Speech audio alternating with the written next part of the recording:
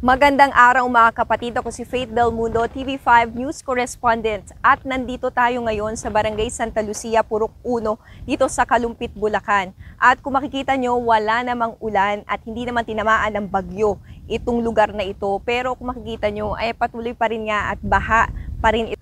Ayon sa mga residente ay hindi pa rin nga humuhupa. 5 buwan na yung baha dito sa kanilang lugar na umaabot nga na hanggang dibdib. Ngayon ay hanggang bewang yan. Pero kapag high tide ay hanggang dibdib yung baha dito sa lugar na ito. At kung makikita nyo nga yan yung baha na yan dating araw.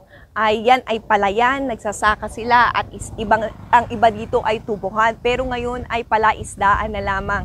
Kaya ang nangyayari, ang kanilang pangkabuhayan ay nagiging mangingisda na lamang sila at hindi na rin sila nakakapagsaka.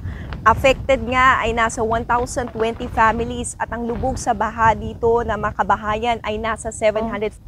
Isa pa sa nagiging problema nila ay marami na nga rin ang nagkakasakit. Kabilang nga dyan yung leptospirosis at dengue dahil na nga rin sa baha.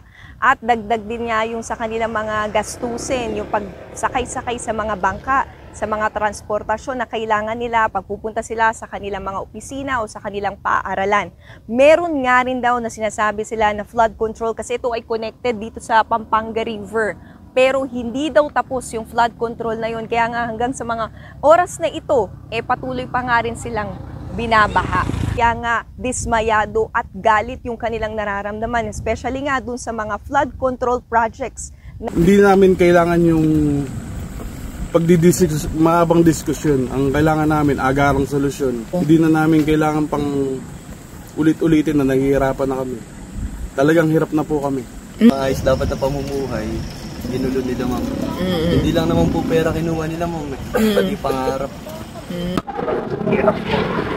Lalo po sa amin na dati magsasaka, ngayon na wala na kaming mapaghanap buhayan. Umaasa na lang sa biyayang nahuhuli namin sa pangingisda sa bukid. Minsan meron, kung minsan wala.